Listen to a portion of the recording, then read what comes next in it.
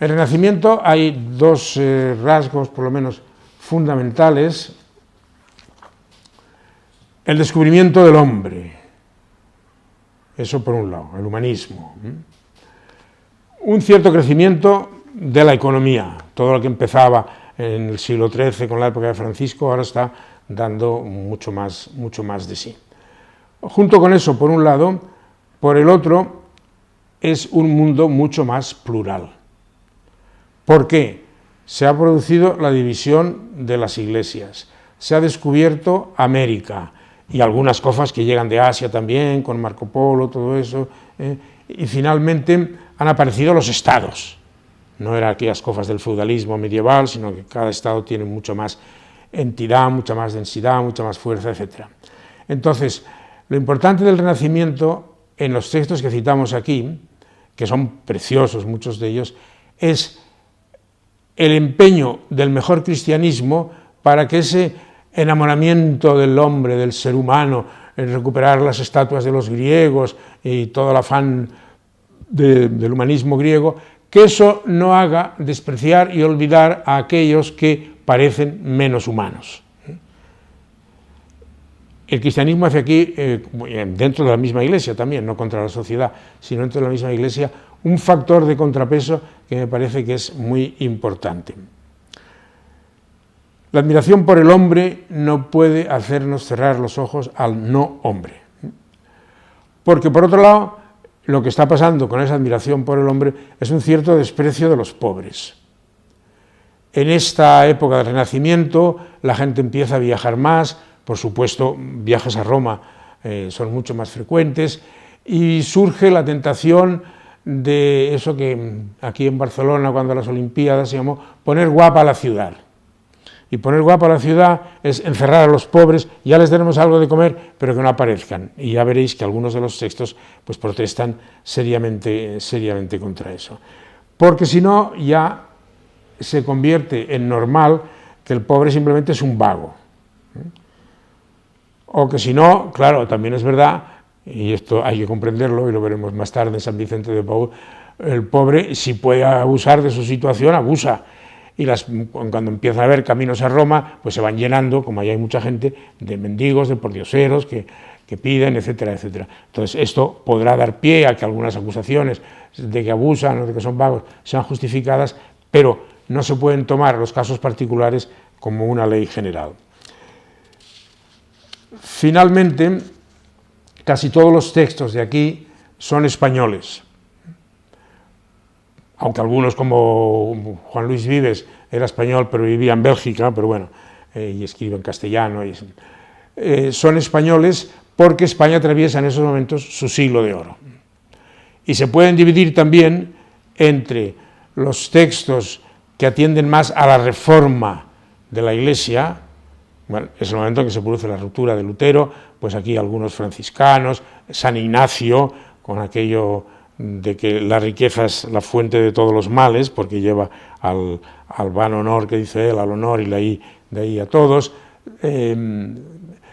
Los dominicos, que también son muy importantes, sobre todo Vitoria, que es un hombre admirable, por la cosa que ahora diremos, pero antes, junto a lo que he dicho, de que algunos se preocupan más bien de España, en estos momentos del Renacimiento está también todo el problema del descubrimiento de América. O sea que aquí los textos se podrían dividir en aquellos que tienden más al interior de la Iglesia, que era la Europa actual, y aquellos que afrontan el problema de la conquista de América, las barbaridades que están haciendo los conquistadores con la excusa de evangelizar. Por eso los dos textos que hay aquí de Antonio de Montesinos y de Bartolomé de las Casas me parece que son de los más importantes. Quiero añadir que no solamente son Montesinos y las Casas, sino que hay una cantidad de obispos que tienen textos preciosos y que son testimonios preciosos que están en el cuaderno ese colgado en los cuadernos online, Romeros de América. Hay ahí textos preciosos que no están recogidos en esta antología, entre otras cosas porque cuando la escribí eso lo conocía menos. Dicho esto, esta es la mayor división, la de dentro de Europa y fuera de Europa. Pero también, aunque todos los autores son españoles, como he dicho, también merece destacarse algunos no españoles. Lo de Erasmo es muy importante porque es el gran humanista, y sin embargo ese gran humanista, pues hay que ver las cosas que dice, que no nos las esperaríamos. Después también hay ejemplos de cómo las cosas se pueden fracasar y estropear, y por eso he puesto aquí algún texto de Thomas Müntzer. Thomas Müntzer fue uno de los reformadores, al principio muy amigo de Lutero, pero luego Lutero, como necesitó el apoyo de los príncipes, su reforma se fue quedando demasiado burguesa, y Müntzer se irritó y se pelearon, y armó y creó todas las revueltas de los campesinos, que otra vez, desgraciadamente, fueron terriblemente violentas y corrompidas muchas veces. Con la aparición de los estados, esto creo que es importante, buena parte de lo que hasta ahora había sido más bien tarea de la Iglesia se va convirtiendo en tarea estatal. El humanismo es la fuente de lo que hoy llamamos la laicidad en los estados no confesionales, aunque tarde en cuajar de esa manera, pero la fuente está ahí, el humanismo y la división y la pluralidad que empieza a aparecer. Entonces, la gestión estatal a veces puede ser más racional, entre otras cosas porque los gobiernos tienen más poderes, etcétera, etcétera, pero también suele ser menos misericordiosa. Y entonces ahí el sentido de algunos textos de criticar la gestión estatal por la falta de misericordia, el hecho de encerrar a los pobres, dirá uno de los textos, si lo único que tienen es la libertad y esa libertad se la quitamos, pues no les estamos haciendo ningún favor. Me he dejado una cosa y antes de pasar al barroco la quiero retomar. He hablado de Bartolomé de las Casas y lo que a mí siempre me ha sorprendido es que un hombre totalmente de despacho, como era Francisco de Vitoria, cosa rarísima, pero puede llegar a decir prácticamente las mismas cosas que dice Bartolomé de las Casas. Esto es bueno tenerlo en cuenta porque habitualmente las grandes peleas que se dan en sociología, en teología, en filosofía, pues pueden venir muchas veces del que lo ha visto, lo ha tocado, lo ha vivido, y del que solo lo analiza desde un despacho. No es lo mismo que te digan 7.000 hambrientos que ver a una familia pues pasar hambre, una madre desesperada porque no puede alimentar a los niños, etcétera, etcétera. Pues bien, el mismo Las Casas tuvo su famosa pelea con Ginés de Sepúlveda, que Ginés de Sepúlveda era el gran humanista, muy sabio, etcétera, pero desde el despacho y atendiendo solo a principios lo justificaba todo. Y la fe es un tesoro tan grande que, bueno, aunque le salgamos algún daño para comunicarles la fe, pues bien hecho estará. En cambio, Las Casas no era eso de algún daño, sino que está viviendo constantemente, está viendo las lágrimas, el dolor, el hambre, etcétera. La pelea entre Bartolomé de las Casas y Ginés de Sepúlveda es la pelea entre el hombre de despacho y el hombre de la calle, de la vida.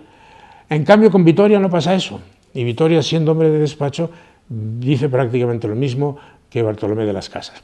Y aquí aparece un concepto nuevo, que ya lo había generado Santo Tomás en el texto anterior, pero que conviene recordarlo porque suele estar muy ausente de la enseñanza de la Iglesia y forma parte de la tradición de la Iglesia.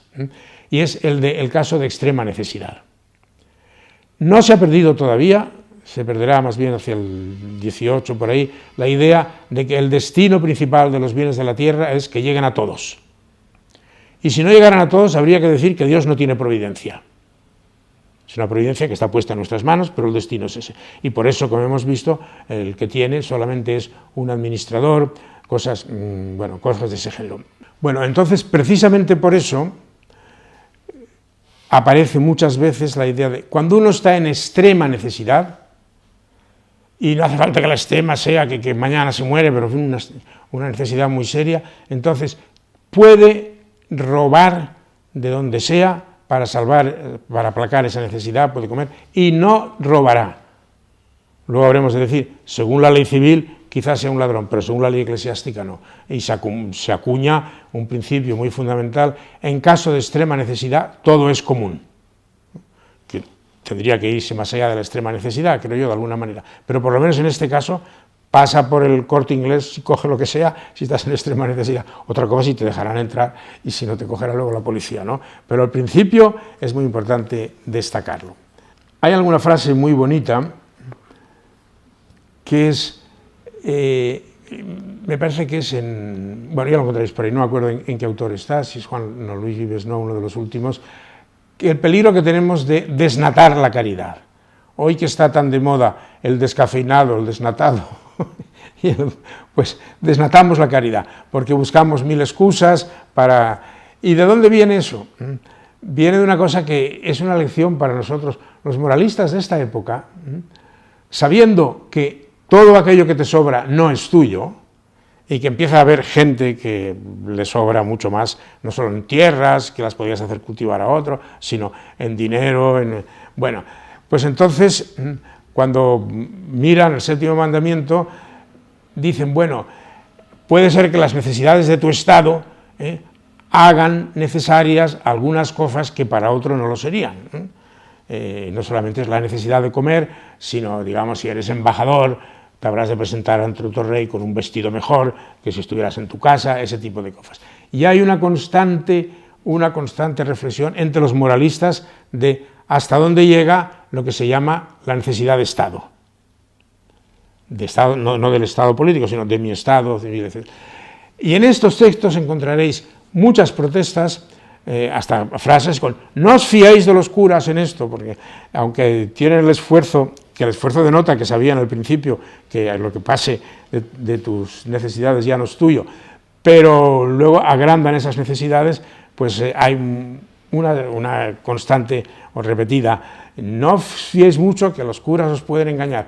Y aquí es donde desnatamos la caridad, si exageramos las propias necesidades. El hombre necesita en realidad relativamente poco.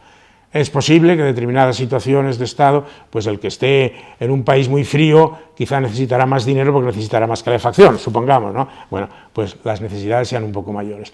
Pero esto conviene destacarlo porque cuando entremos en el mundo moderno, o en nuestros días, el gran problema de la economía hoy es la gran cantidad de falsas necesidades que se nos han creado, porque como además los únicos que pueden pagar son los ricos, pues resulta que lo único que se produce es para los ricos, y a la larga todo va siendo necesario, las falsas necesidades. Mirad cómo se está germinando eso que sufrimos hoy, se está germinando ya ahí.